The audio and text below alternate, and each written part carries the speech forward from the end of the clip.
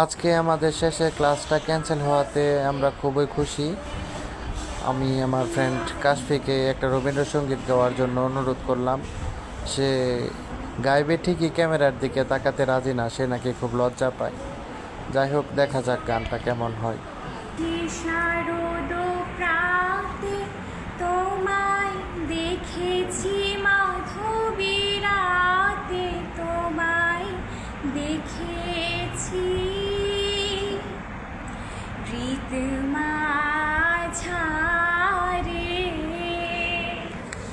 ও গো বিদেশী, আমি আকাশে পাতিয়া শুনেছি তোমারি গান।